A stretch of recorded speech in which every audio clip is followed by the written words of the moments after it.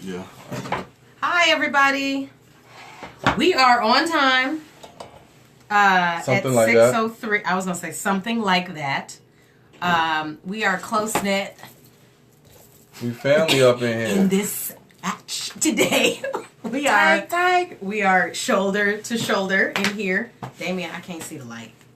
Oh, and I come to life immediately. Yeah. Okay, I'm gonna move back so you can scoot in, so you can angle in a little bit. Yeah. And that looks better. Okay. Except Because I like to be near my I need to be notepad so I can jot down closer stuff. to my mic. Yes, talking to the mic, definitely. We make jokes about that sometimes. Jill Scott. I always remember Jill Scott. Oh, Jill goodness. Scott. I have on my Bennett colors, okay? We just talked represent. about that, Yeah, all we right? represent. Make your donation to Bennett College so that we do not lose another HBCU. Thank you very much. Stand for Bennett. Oh, stand with Bennett. That's the hashtag. Okay. Have you ever heard of Bennett College? I have. That's where you went. Oh, my God. Okay, That was and it. that's all right. So we're going to dim your mic now. So, hey guys, welcome to the couch. I'm your host, Damion. Got my co-host here, Miss Jackie. Hi. Hope all is well. As you can see, we got a guest host, guest speaker, one of my good You friends, can move in a little if you one of want. my dudes for over a decade now. You know, a fellow practitioner in training, aspiring family marriage therapist. Yes, sir. Yeah. Are you hot? I am. You're pulling a Whitney Houston on us. We haven't done anything yet. So yeah, we He's here in got the the couch. towel and everything. I mean, You we ready? haven't even started. I'm ready. She said Okay, we all hot right. in here now. Yeah, it is is hot in kind here. of Like we some, kinda sweatbox right now. Sweatbox. Yeah, So so we're gonna make it through. again, welcome to the couch, guys. All my family is here. Welcome, welcome, welcome. Exciting show for you guys today. Again, we got Mr. D Brown. Of course, we got Jackie in here. No tantrums, no rants today.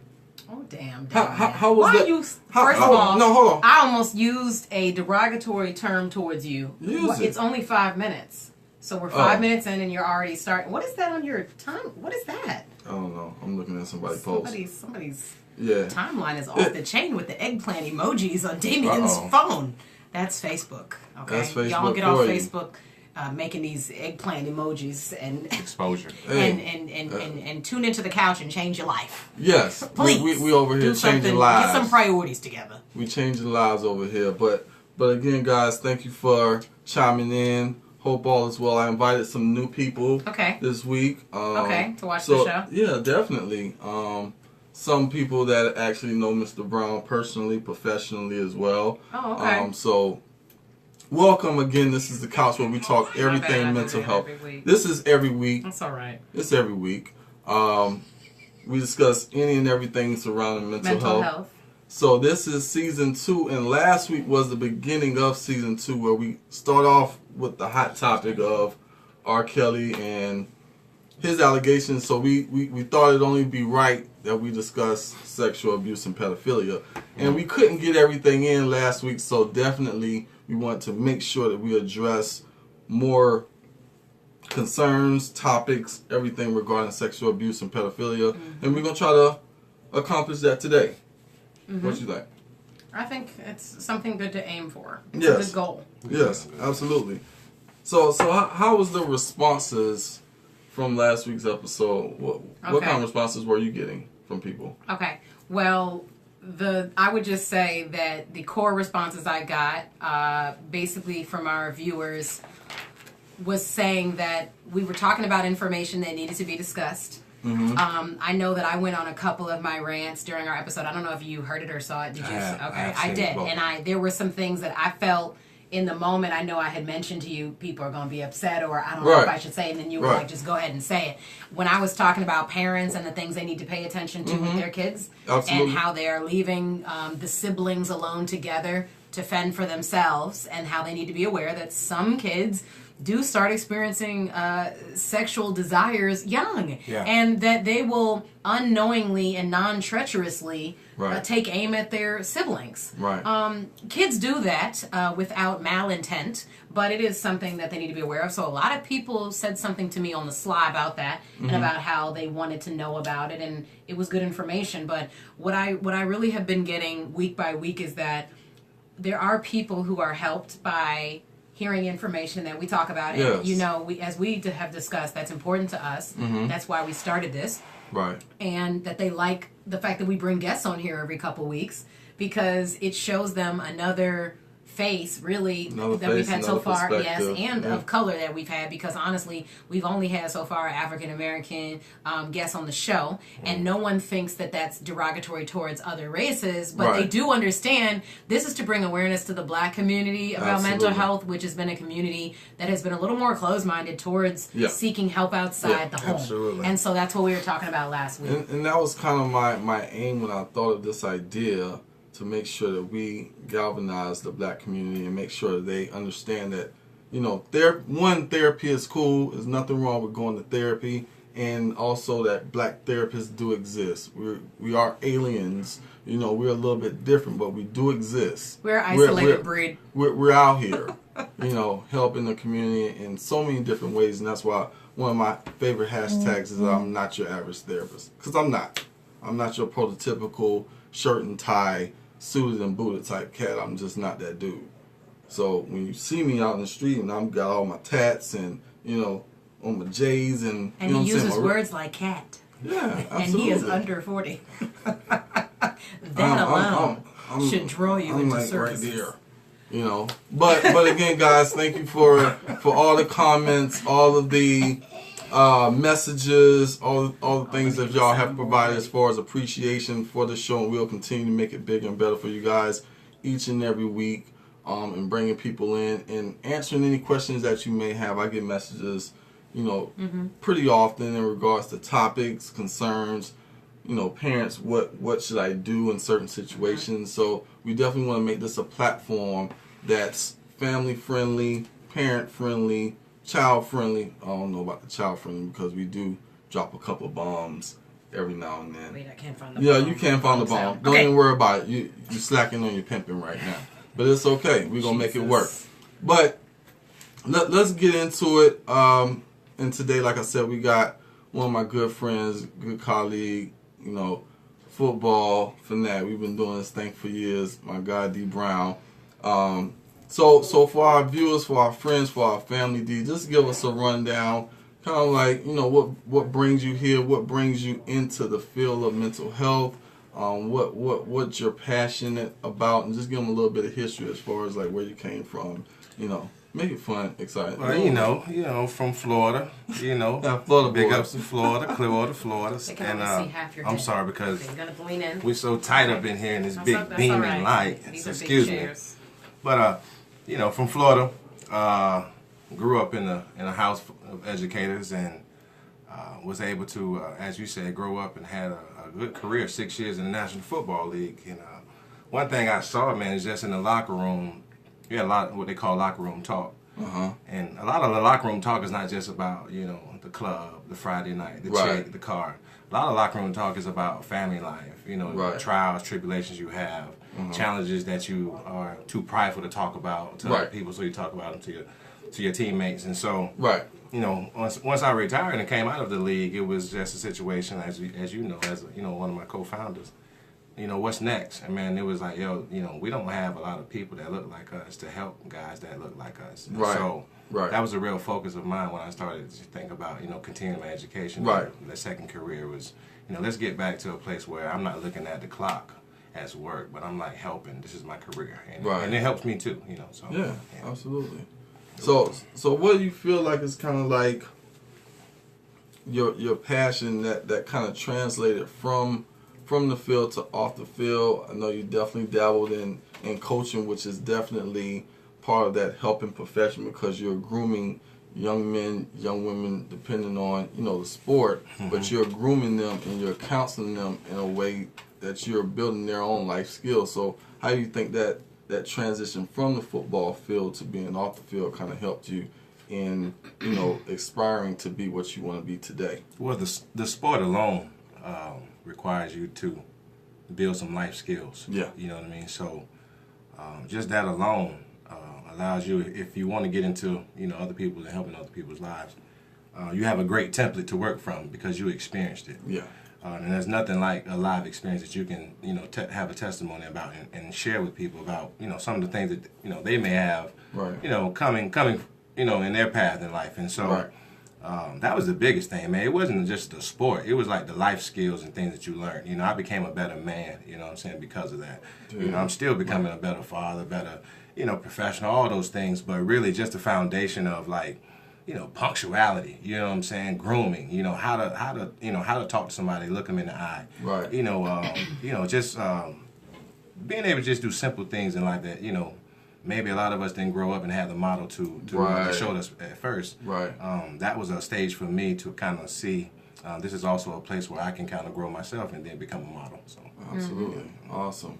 Well, definitely, before we go on, definitely like and share this. All your family, all your friends, make sure that, you guys are tuning in, because this is going to be some very valuable information, whether that's coming from, the experience of a former NFL player, or continuing to discuss, the sexual abuse and pedophilia and things to look for and the concerns and the issues that we're going to address today. So make sure that you guys are definitely liking and sharing this live, because at the end of the live, it's not going to be available unless you go on to thecouch.com, and that way you can view it there as well. Okay? Jackie? You okay? Yep. All right. They're not used to that. They're not used to that. I was like, what? They're not used to that. I saw Uh-uh. you checked on me a little bit like, what? Okay, I mean, it's already weird. I don't have anything to say. No, I was listening to the introduction, and I was into what he was saying, so we can move on. Okay. Whatever you got. I know you got something prepared. you have anything to add? No, I think you did a good job. What part did you like? That's pretty good. They don't need to hear that again. Yes. Basically, you don't need to hear that again. What you wanted to give to the community, give back to the community through doing that type of work, and not work, that's not what I mean, but the type of work that you're interested in doing with boys, young men, who are going to grow into, black men in the community, and what you're trying to help instill in them. And I like that. I also thought it was interesting to hear you say off bat about these are not the type of conversations, but they're more focused on this inside the locker room. And so that's also what I wanted to get into, the frame of mind of different types of people who are in different types of professions pertaining to mental health and things they could be dealing with, going through, and why it's important to have complete support across the board, no matter who you are and what you're dealing with, because we all have something. Right. And that's absolutely. the point. And I think, I guess more recently, as technology has advanced and we're able to catch things live like the couch, but you're also able to catch things live in that moment, especially for celebrities that often, try to stay under the radar, but you can't, and you end up in situations like R. Kelly or Bill Cosby or... Jesus, that's a whole nother episode. Well, no, that's a part of this episode. Well, it's part of sex abuse. However, there's so much more beneath that. I mean, we could absolutely. go on and on. Yeah, about this those is things. that could be a whole module, a whole month. Yeah, definitely. But just bringing more awareness to this particular issue has been more prevalent nowadays, more than it was 20 years ago when we were in high school and going through college, and me and Dee were talking offline as far as discussing it being like we was talking about last week, it being kind of like that black cloud that we knew it was going on early on. Seeing the girls leave with the dope boys, or having your boyfriend come pick you up from school, and he was much older. Yeah, and he was much older. And Dee brought up a big. Just think about the term that we use even now, sugar daddy. And where did that derive from? When I say it, it's a joke. It's not something I lived out. But yeah. But yeah. But you're a small sample, to the real the picture that is, definition of that term comes from this whole ideology of an older person. Yeah, we talked about it last week in terms of what you're like, where it starts, which is what I feel is at home. And that doesn't have to mean it's solely the parent's responsibility that you turn out the way you did, but it plays some part. Yeah. And the attention you pay to your kids plays a part, noticing changes in behaviors and your lack of ability to understand that sometimes the complacency that you feel as a parent with, I know their schedule, I know what they're doing. You don't always know what they're doing. Right. But it is more comfortable to say that to yourself. And so, we discussed that, and then I talked about my upbringing and how there was no room to maneuver for me. So there was no room for all that. I didn't understand why that was happening with some people. I didn't turn a cheek to it, but I wasn't aware. Well, I just wasn't as aware. As far as the environmental effect. Your environment was just conducive to where you were not exposed to something like that. Yeah, mine was tight. But for someone like the celebrity we're talking about, R. Kelly, there is a culture out there where, it could have been just, you witnessed these things, and so you thought that was a way of life. Now, obviously, you have, as a grown man, you can make conscious choices and decisions. Right. But it doesn't take away the environmental effect that occurred. Well, those who get abused, are more likely to abuse, and that's not a green card out of that. Yeah, it's it just doesn't a reality, though. Yeah, it's a reality. Yes, absolutely. It's happening all the time. And 80%, I think I read, 80% of the people who have been abused as a child end up being a perpetrator. And that's a pretty high number.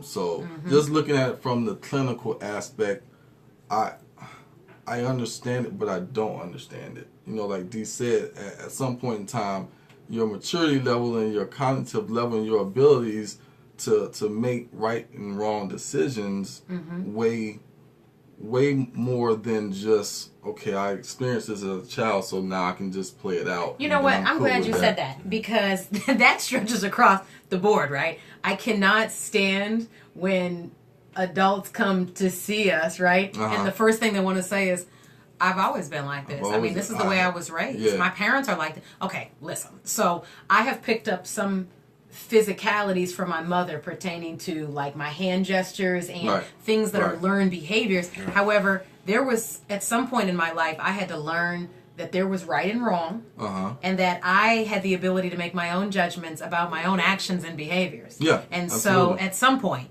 when you know what right from wrong is, you are then responsible from then on with making your own choices, whether you've been harmed by somebody or not.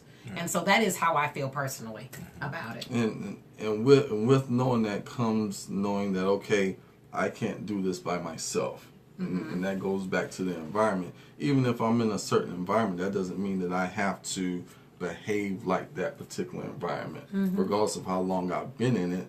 Once you know better, then you need to do better. Yeah. All right, Maya Angelou. Cut it out. Don't try to miss words in there to make it sound like you're wrong. Everybody know who said that. Really? That was good, though. That's what we're going. Well, I like the way it was organic. But anyway, what's come on, what's next? Oh my God! I know I'm real choppy today. Is she trying to put me on the spot, guys? You do it to me all the time. Crazy. They know because these are the normal people that watch. Hey, okay, these are the new people you invited. No, they're not all the normal people.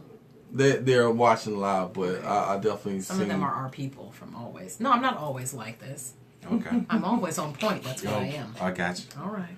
So I did have a question for you, Dee. So as far as like you being an administrator and being in the school setting for as long as you have, whether being a coach or being an administrator, working with kids with behaviors, things like that. With these types of allegations, does it make you tiptoe or make you a little bit more anxious not to develop these close bonds that you would normally want to develop with the kids that you work with?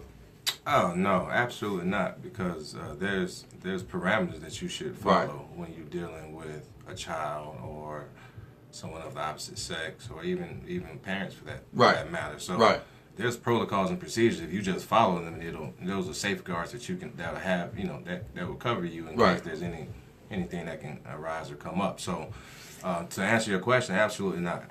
I think when you have a genuine mind and heart towards serving the child or whoever that client may be. You know, you'll safety is the first order of business anyways. And so you'll do that for yourself and your client. Absolutely. And so I just think it comes from a genuine place. You don't have to have those red alerts, so to speak. So no, I get why some would, but I'm very cognizant of what those safeguards are. So I'm not going to get caught in a slippery place, sticky situation, exactly. So, But I mean, that definitely does happen. It happens more often than we care to admit. And we discussed that last week as far as teachers and people in authority type of positions, whether it's in the school setting or what have you, you know, prey on younger children because they do have that sense of power and authority. And at the same time, you have these teenage, especially teenage girls that look up to these men and idolize them, but also kind of in a sexual way as well, because they're kind of like in awe of this particular person, showing them interest, and it could just be genuine interest or genuine love for the person, you know. I think when you talk about okay, go ahead. When you talk about just positions of influence and power, I think those are two things that kind of contribute to this whole pedophilia, sexual abuse type thing, and why we have what we see now, even in schools, as we're talking about. And I just think it comes from you know, like we say, upbringing, but also it comes from a lack of. I think it needs to be a focus on our professional training. And sometimes we just kind of skim the surface on how we want, you know, protocol and things of that nature. But these things are very serious when you start talking about kids. You know, I saw a post on Facebook, and I don't want to misquote it because it was good. And it said, after our show, I saw it, and it said, there isn't a young girl fast enough to catch a grown man who's not attracted to children. Right. Something like that, right? Yeah. I thought that was so interesting because I've played that in my head so many times over the course of a week, right?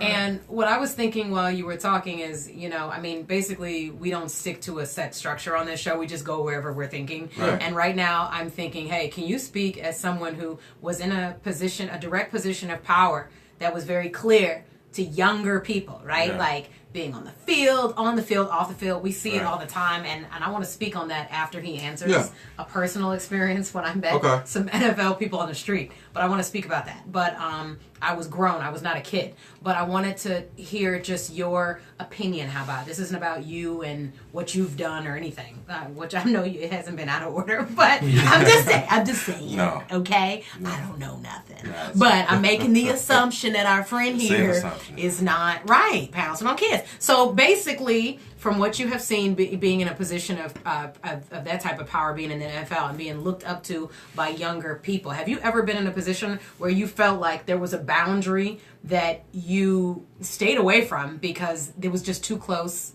for you to be for comfort with younger people? Does that make sense? Like whether it's after a game or out, where they be hanging out at places, right? Like waiting for people like him to show up, right? Like the weekend of a game or after a game, something like that. Like, were you ever in a position where you had to make a conscious decision, like, you know what, this is too close for comfort. This is not something I want to be a part of. Personally, no. I mean, I've seen that. I've seen guys who kind of toe the line. Maybe it's an age difference, and that age difference doesn't really matter that much to them. But like you say, you know, you're so available and to fans and of all ages, whether it's a hotel, whether it's a club, whether it's a restaurant. And so I just think it's a matter of what your preference is, and hopefully your preference is to be with those that kind of in your age group, and you don't really condone or see them as attractive. You see those, what I call them, little jits, as fans. They're fans, you know. And so I wish I had a that's what you keep it at. You just keep you know, an autograph, a smile, and you know, you know. So in your opinion of being in that position, what's the first thing that comes to mind of what? We're not just talking about kids, so just get your mind off of children. Okay. I'm talking about where does your mind go when you are seeing women come to a specific place, right? Because this is the same stuff with R. Kelly. Like, whether they're girls or women are doing the same thing the girls are doing, honestly. Absolutely. Coming to concerts, trying to get backstage, and then waiting certain places where they know he's going to be, posting up places where they know. What is going through your mind as someone who's watching that, of what you could possibly be perceiving their intention is? What's your immediate, reaction to what their intention could be? What are they seeking?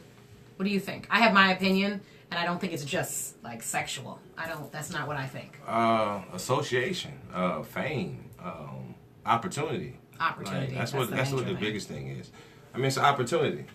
Okay, so whether adults or kids, there is an opportunity there. Yes. Right. Yes. Okay. And I think I kind To of fill some type of void.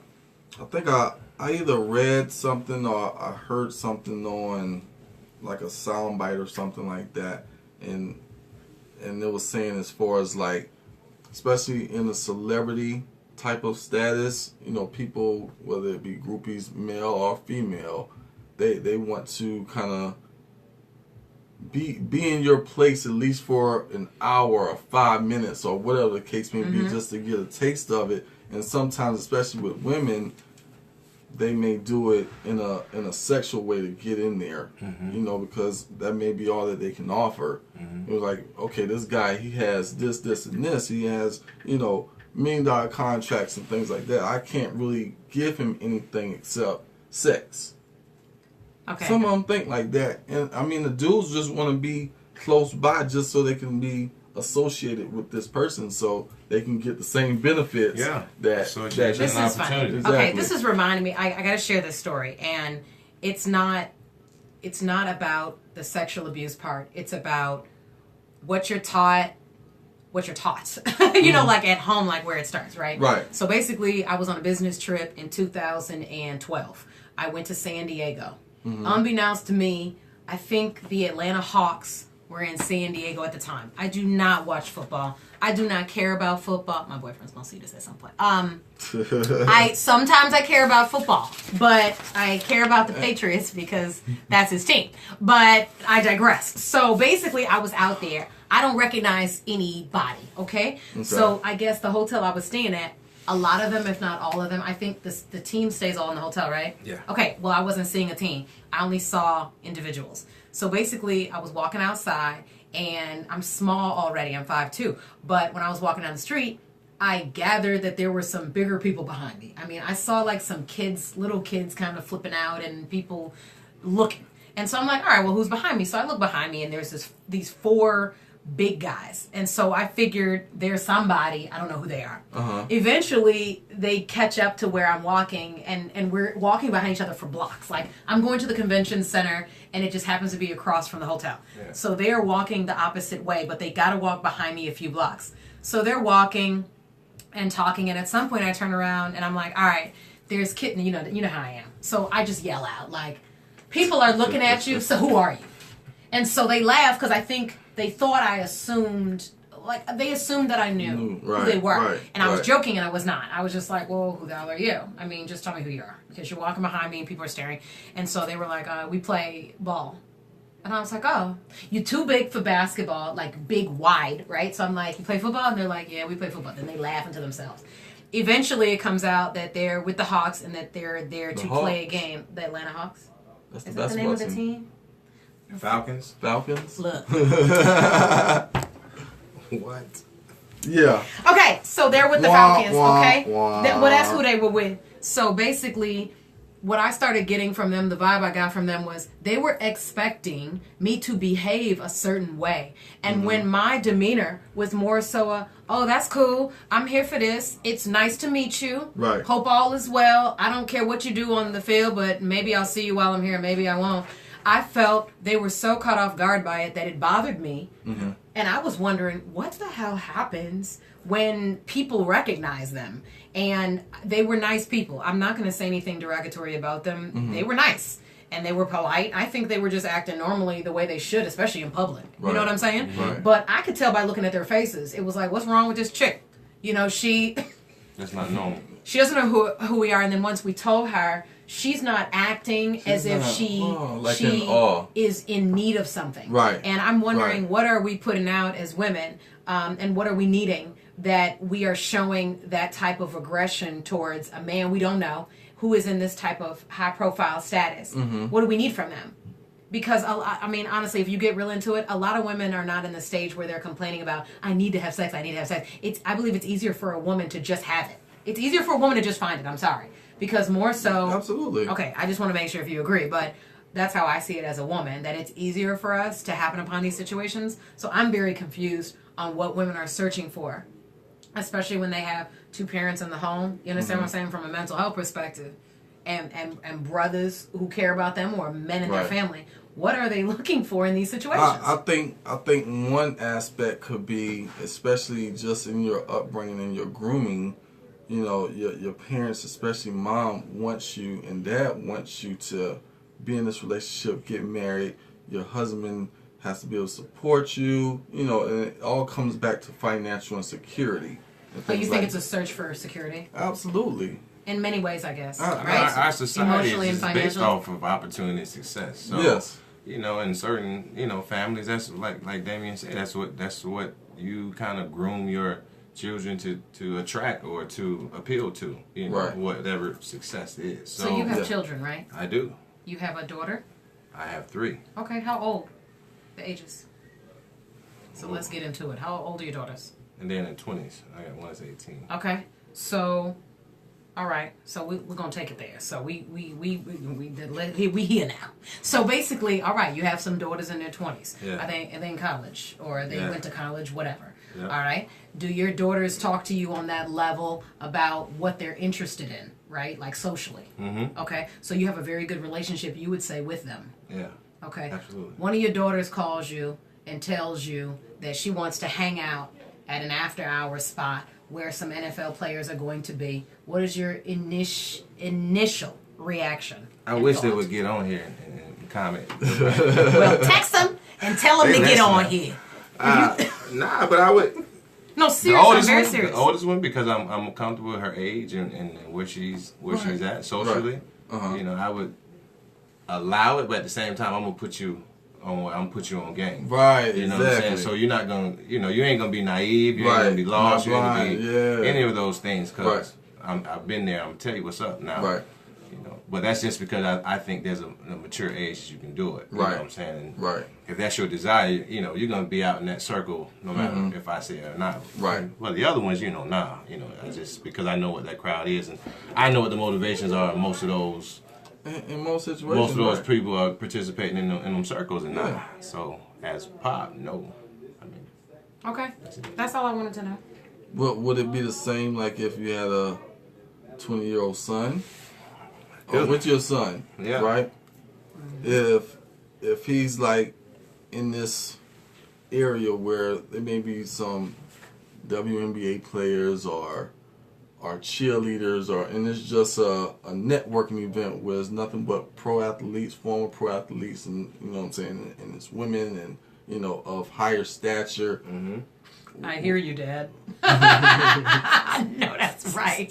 Would you give them the same? Would you give them the same advice as far as you know what I'm saying? Because we talked about this last week. Us growing up as young men, it was kind of a ring of honor if you were able to knock down, you know what I'm saying, a older chick. You 16, 17 were able to knock down like a 24, 25-year-old. That's right. It was like, you know what I'm saying, you getting a pound and all that, but when it's reversed, it's kind of like, no, like that's not going to happen. So is your approach a little bit different in regards to that? Because younger guys can be sexually abused, and we talked about that last week as well. Well, I think it was like 1 out of 6 or something like that that's been reported as far as being sexually abused by an older woman. And some women that have that stature prey on younger cats, just like older dudes prey on younger women. So would you give them that same type of speech to like look out for this, or would you say Mr. Brown? No, I would give them the same look out for this speech. Right. Because boy or girl, I mean, you still got to know the ins and outs. Right. So you don't be taken advantage of. Right. When it comes to the sexual piece, I mean, I'm gonna be honest with you, it's a little bias. It's a little different when I'm talking to my double sons standard. than if I'm talking to my cool. daughter. Thank you for admitting that. Yeah. You know, it is. Yeah. But there are young boys sleeping with their teachers at school. Yes. Okay, thank you. Continue. But like you said, that's for the boy.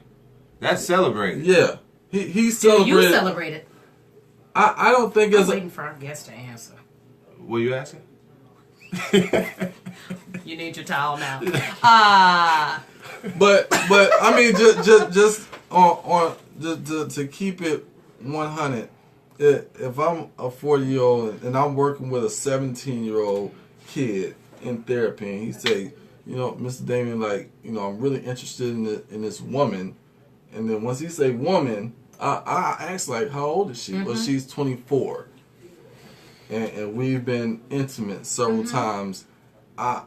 Honestly, I'm not looking at my first reaction is not to report. That's not my first reaction initially. Really? Okay. Now, I mean, that's just being, just keeping it honest. You know, I'm first a human. You see what I'm saying? I'm a human first. I'm a male first, and then I'm a therapist. Okay. So, in being that, I'll look at him like, okay, well, you know, you must be doing something more. And then I'll kind of get into the dynamic what she did. First you have a male response. But for the but if you change, and now the female is 17. Right. And she's dating a 24-year-old. It's a total different dynamic, a totally different response. I'm making a phone call like ASAP, like he's taking advantage of you. You know this. But that's different. There's a different perspective coming from a female advising the 17-year-old young woman dating the 24-year-old male. And I've advised them all the same way. I've had those situations happen, and I have responded to everyone the same way. You know, the person that's sleeping with you is doing something illegal. I have given the same first response every time. I let them know that first. Right. Then I let them know that I'm in a position where I'm a mandated reporter, and if I feel like that treads the lines of what is allowed legally and what's not, then I will be informing someone. I mean, honestly, legally, is it legal for a 17-year-old? Well, that's the other thing. I said I got to have a conversation with them saying, hey, if I feel like this. So basically, after the session, I would have to be looking something up to see the North Carolina state laws, because I'm not that familiar with them off bat. Like, something has to happen sometimes in your practice where you're like, wait a minute, let me make sure. Let me Google. But I always want to make sure, because I want to hold myself accountable professionally for what I'm doing. And I think it's more so, I mean, even if it is legal, you want to look at it from an ethical standpoint, from a morale standpoint. Like, okay, like, what is it that because a 24-year-old woman and a 17-year-old guy, like, we don't have nothing in common. One, y'all mature way faster than we do, so we're already behind the 8 ball. So what is it that a 24, 25-year-old want with a 16, 17-year-old? Well, I find that in the cases where I'm only speaking off my own experience. I think we're very careful in here not to completely generalize, right? I'm only speaking from my own experience as a therapist, that I've had young girls see me, maybe 15-year-olds, and their boyfriends are over 20, okay? And so when that happens, I have noticed from the girls that they are telling me the boyfriend has more of a controlling role, which I would assume because he's grown, right? So I'm finding that these men are looking, we've talked about this before, right? The type of woman you meet in the bar, and if she has certain type of self-esteem issues, you are observing because you want to see what you're getting into. Like, you want to kind of scope out, you know, what kind of opportunity you have in certain areas and her body language and stuff. So the men that I find that are dealing with the young girls that I deal with, the girls are actually reporting all their tendencies, and they don't realize what they're reporting, but they're showing me there's a constant there, which is they've been scoped out. The man basically takes some kind of mental charge over them, so the man has influence on their personal decisions, right? Whether that's, I want to have a baby now. I just really want to have a baby. He really wants it too. So then I already know that those ideas are being pushed. They don't have to be planted. Some girls out here wanting to have a baby because they want somebody to love, but they're not necessarily being planted, but it's being pushed. The agenda's being pushed heavily. And some of the families know about it, okay? This girl in particular, her family knows about it. But they just keep her close enough Right. And then they bring him in. Because the way they feel is, look, we push her away with us. This is the type of girl in our family that's going to run out. So we want her here. We want to continue to let them know that we're not in agreement with this, but they actually bring him in. And I mean, what am I going to say about that? The legal guardian is aware. That's up to the guardian. I also tell the guardians when I need to, hey, you either deal with this legally or I'll have to. So you just make sure you notify somebody. Exactly. And then I follow up on it. I do. Right. I don't take even the mama's word for it. Right. So I was just reading on our live here. We have Miss Shamara, Fire Red as I call her. You know, shout out to Orangeburg definitely. And she said that she was definitely He got that is what I call her. Shout out to Orangeburg. Go ahead. I love it. Where's my soundboard? I don't. Mine's acting up. But her, she expressed that she was definitely abused as a child and actually experienced being raped by a man and a woman, which made her very angry. And I can understand where that anger and resentment comes from. And I think we kind of touched base on this last week as far as the after effects.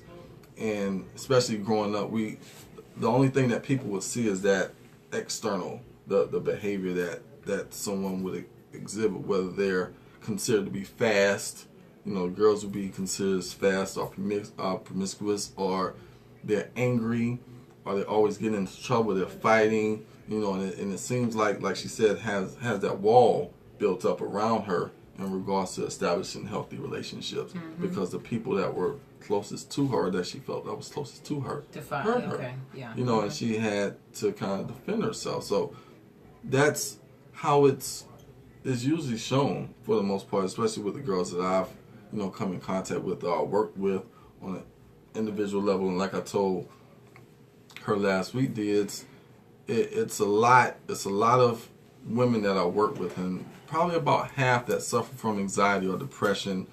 One of those things, they've been sexually abused or physically abused or emotionally abused, and it always comes back to emotional abuse. And let me just say this doesn't have to do directly with sexual abuse.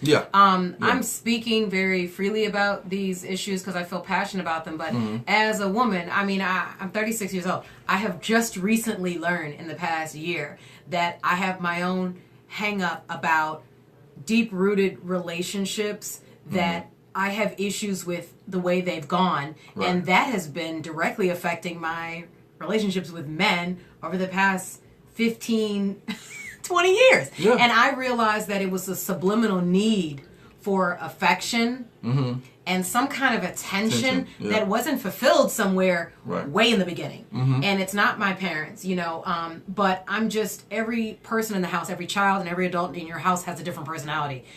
Just because you communicate openly doesn't mean you always know your kids' needs. I'm just saying. And so I have very good parents. I would say they were very, very supportive. However, there were needs I had that I just recognized were not met. And so, honestly, I had to examine the last 3 serious relationships I've had in my life, and I realized they all happened on a commitment level very quickly.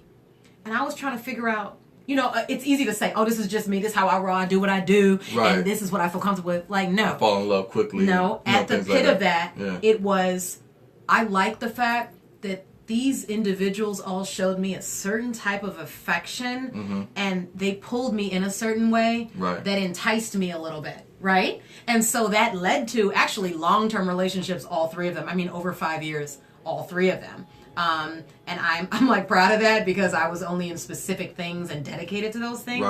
But I have an issue with my issue, which is, there was something I needed and I didn't realize. My sister. Okay. Were you asleep while I was talking? No, I was. Okay, great. Intended. Well, I'm just giving a little self-disclosure, and it really makes me feel weird that y'all are laughing while I'm saying this. I was important to me. Yes. No, I'm serious. Yes. And so even women you're in relationships with now, they may not notice or be aware. I've got training, a lot of training. So at some point, I'm like, what is my problem? And it doesn't have to be this major issue for me, but I don't like it, not being aware of it. So now I'm aware. Now I can move a little differently. And that might help to preserve more of my current situation. Right? Absolutely. And so I'm just saying, this doesn't have to directly do with sexual abuse, but obviously there was something I needed and I was looking for. I might not have found it in an older man, but I did find that in somebody. So and that doesn't make me a whole lot different. Does that make sense? Those like you to navigate to get that same resolution. When you say like me, what I would say is, first of all, I believe everybody needs therapy. This is what I believe. Like I said, I'm a trained, licensed professional, so I was able to use my own training when I really put an effort into it to say there's something else here. There's a common denominator, and I hadn't realized it, but I advise that any adult sit around and think about what are the common denominators in your failed relationships. What do all the men have in common?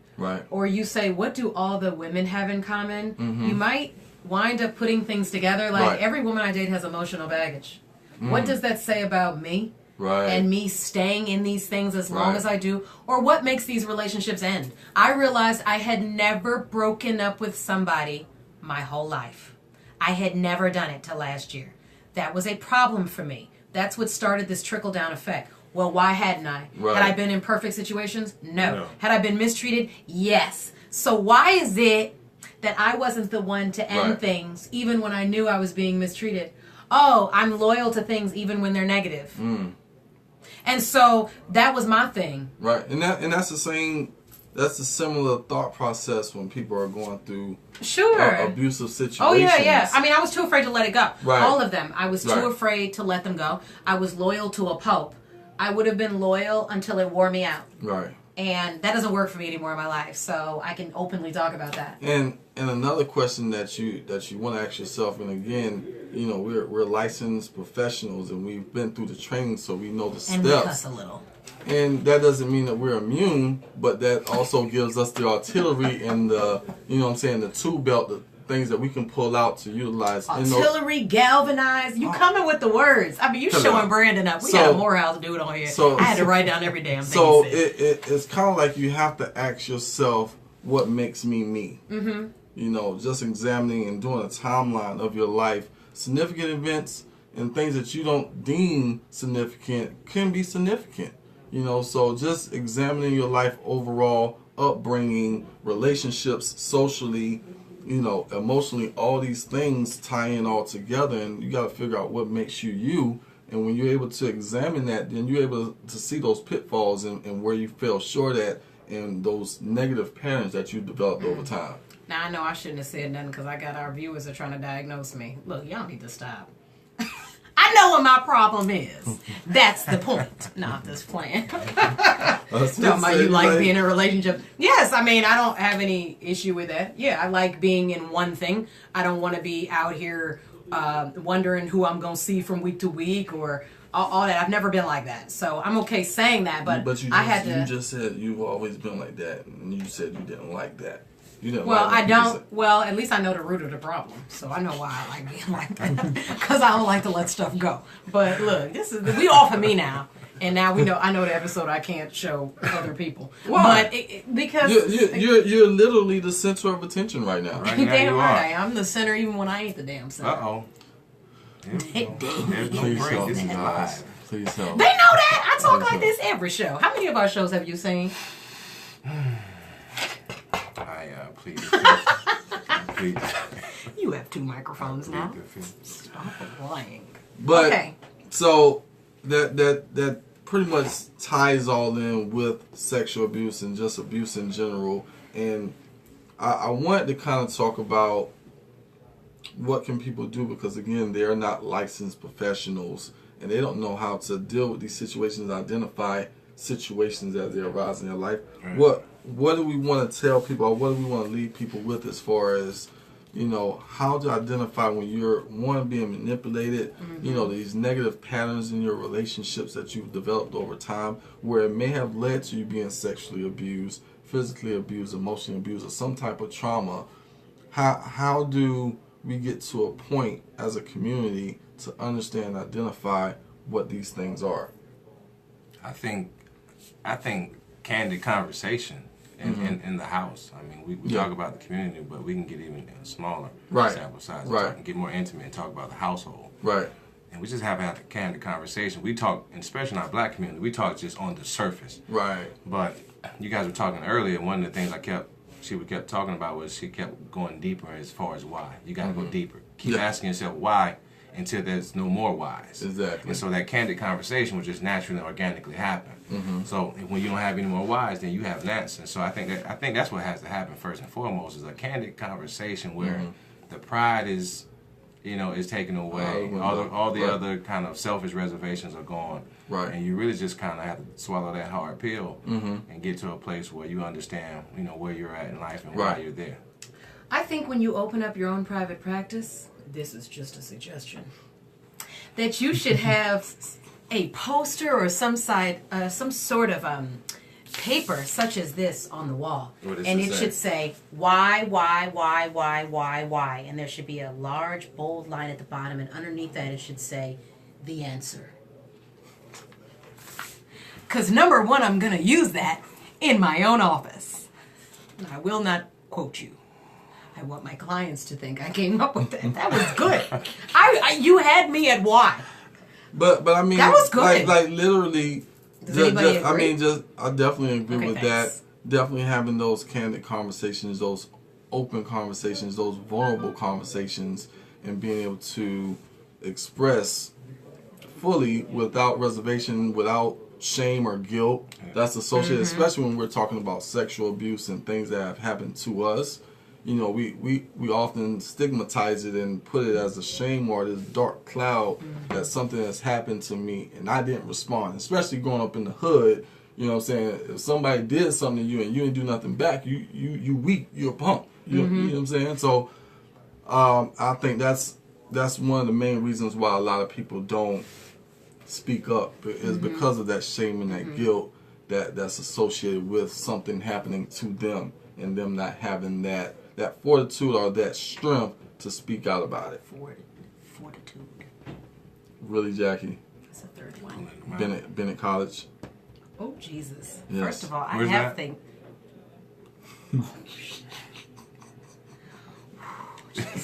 I'm being tested today. That's okay. I was ready. I got on the armor. So it's in Greensboro. Oh, okay. It was the first HBCU for all girls before Spelman College. Okay. And it is in dire need of financial assistance at this time. Donate. Stand with Bennett. In danger of closing, actually, in February. Like really closing. Like 14 days from now? Jeez. Well, yeah. Sometime in February. I don't remember the exact date, but So save Bennett College, you guys. Thank you, Definitely Damion. donate. I can tell your heart is in that cause. Hashtag what? Hashtag Stand with Bennett. Stand with Bennett, you Yeah, guys. it's been kind of a celebrity thing going around Instagram and stuff about that. But we just don't want another HBCU to close. I think that's the point. Yeah. We want to support that. But it's a very small school. Gotcha. But anyway, all right, so we're at, 5 minutes. What else? That's it. What else? We're at 5 minutes. Are we really doing this today, Jackie? I'm going to do that every week. Are we doing this right now? Excuse me, what did I tell you when you first got here? What do? I keep us what? Going. Well, until the time's up, yeah. I'm glad you got that from what I said. So I guess final thoughts, final question would be... question and answers. Somebody come on here, let me see. Question. Okay, well, Stephanie wants to talk to me. Hey, girl, hey. So, did I have coffee? All right.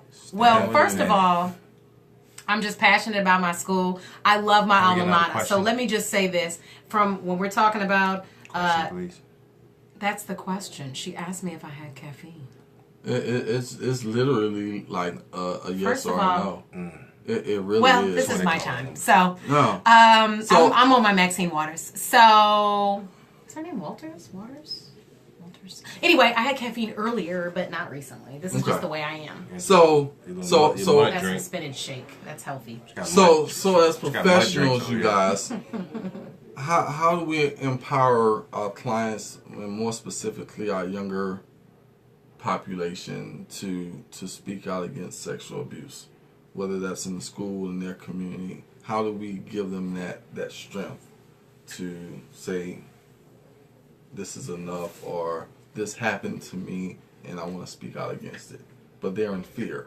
So how do we empower them as adults? Teenagers, anyone for that matter being sexually abused or in an abusive type of relationship. Well, let me just speak for myself and how I empower my teenage girls that I deal with. Mm-hmm. So, more of as a day treatment clinician and less as just a therapist, right? Because I'm not always in one-on-one sessions with them. But when I catch a girl in the hallway and she wants to confide in me what's happening at home, whether it has to do with some type of potential abuse, emotional, whatever, with her boyfriend, whatever. It doesn't have to do with age all the time. Right. But if it's something like that, I have a discussion with her about what she thinks is normal. I think one of the first things I always ask is, do you think this is normal? Right. Because some people do, and other people say, nah. And they'll say nah all teary-eyed, but they will tell you no. So I take the conversation from there. Right. If you don't think this is normal, why do you think you're having a hard time letting go of it? And usually they'll start to tell me some things. Or I'm having problems at home with this. Or I can't depend on my parents for this. Right. And often that leads to the conversation about how to pull away from this and rely on positive support people. Right. And that's usually where it goes from there. So I would say to enhance their ability to rely on positive supports. And that eventually leads to enough knowledge and strength and courage to pull away from the negative supports. Right. Okay, because a boyfriend can be supportive, but he can be a negative support. Yeah. All right, so that's just my professional opinion. D, what you think? I think when you talk about students and kids, just awareness, man. Give them hotlines. Tell them about journaling. Writing down the issues, the problems. Finding that one person that you just feel totally comfortable with, and always having that. Everyone has a cell phone now.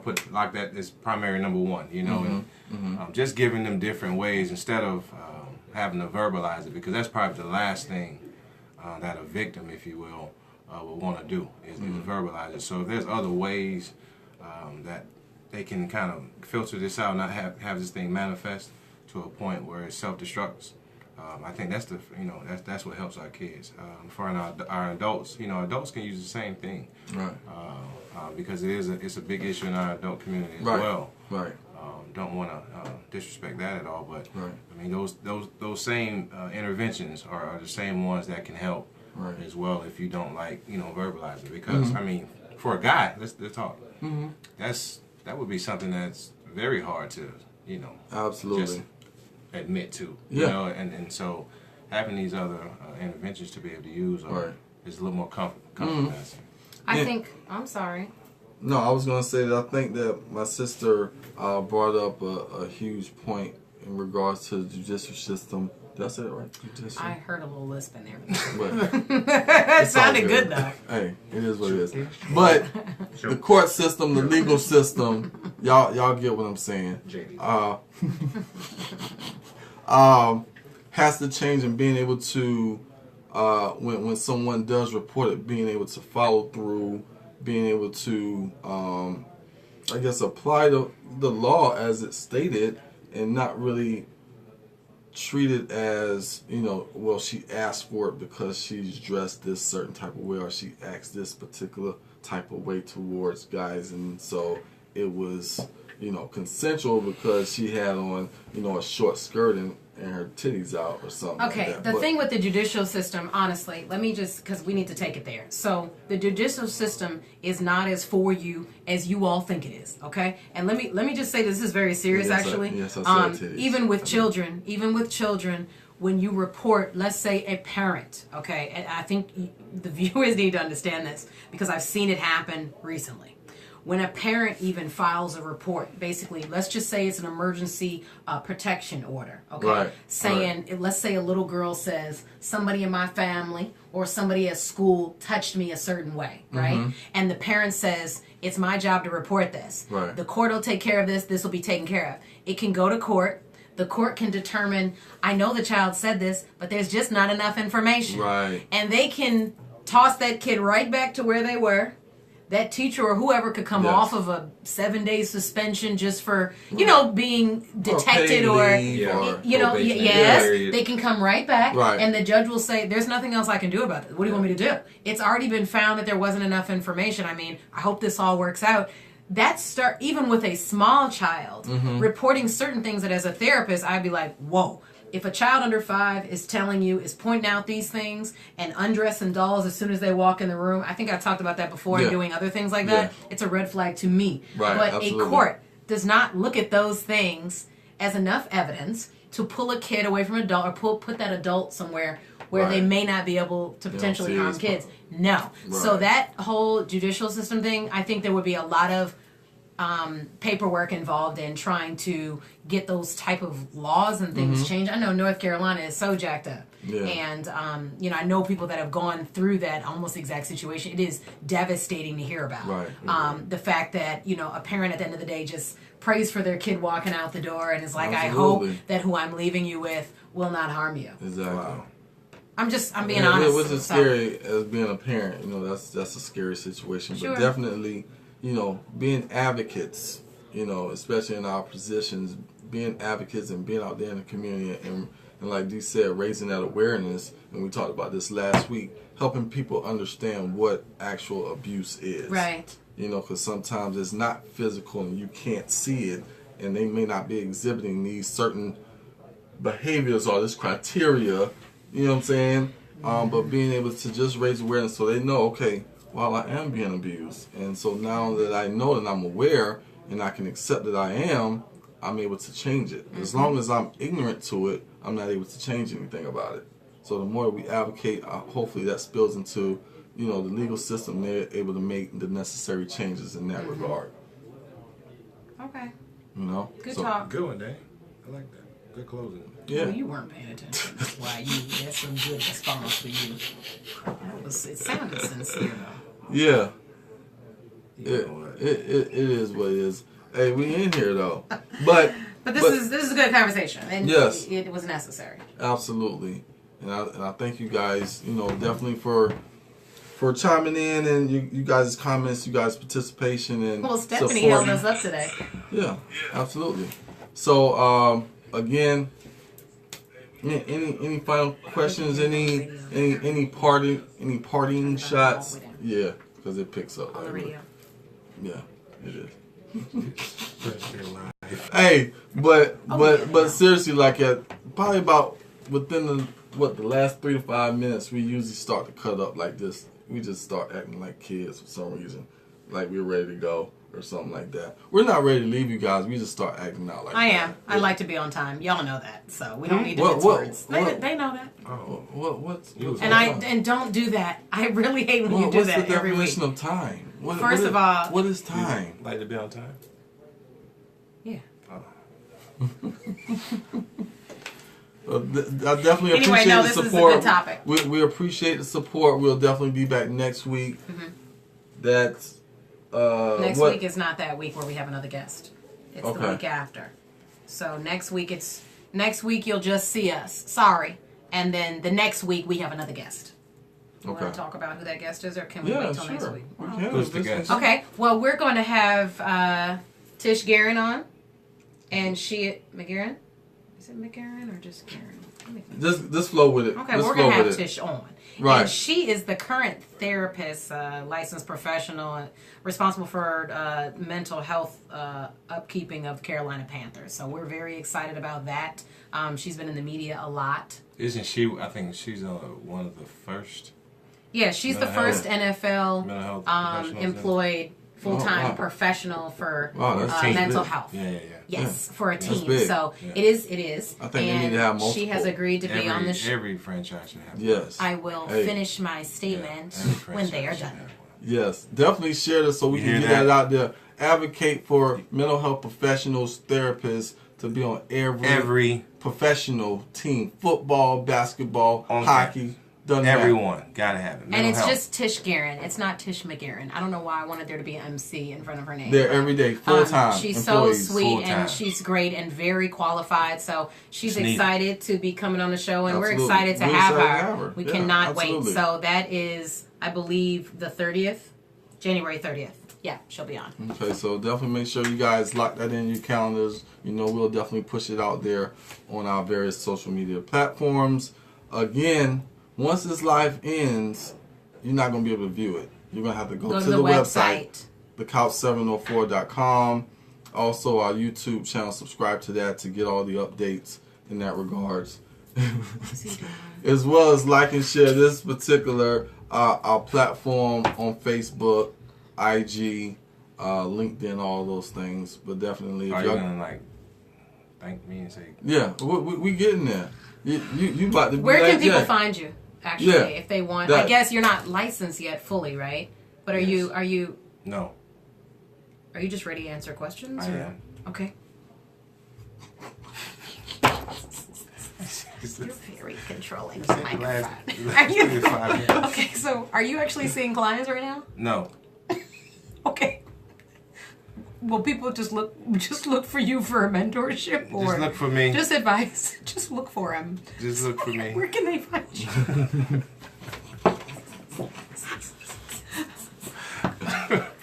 Hey guys, you know we cutting up in here like this. It's after hours. Just D Brown. That's all. It was a not great show. Not the basketball player. Not the one with show. the blindfold. You know what I'm saying? No, not that D Brown. Not Reebok. Oh my God. D Nike. Brown. Nike. Swoosh. It's okay. But again, you guys, thank you for tuning in. See you guys next week, same time, same channel, 6 p.m. next Wednesday on the couch. _D Brown _7 IG. Oh, you can find him on Instagram. Yeah, That's find me on find Instagram. Out. What were we I'm always thinking? posting mental health inspiration. Your arm's too short. He's got the Arsenio Hall. Remember, Arsenio Hall used to be all his arms like gum. Oh my goodness, y'all! Like seriously, like this is hilarious right now. This is funny right now, y'all. Like he's like painting. He's pointing to the floating emojis on the screen. Oh my God! Like pop. But if you did miss this live, don't worry. She gotta go to work. She's gonna have like 20, 30. Stephanie, get off. It's definitely gonna re-air on Monday at 2 p.m. Download the TuneIn app. Power 104.4 FM is the station. Monday at 2. Monday at 2 o'clock. We will definitely re-air this. You just won't be able to see this fun that we're having right now, but it is what it is. You gonna edit it? Thanks for tuning in. No. We live. All the cutting up you do, they're going to see it and hear it over and over. Cutting up? Okay. Yeah. It is what it is. Like, man, block. Anyway, all right, y'all. We'll see you next week. Y'all. Bye. Bye. Peace.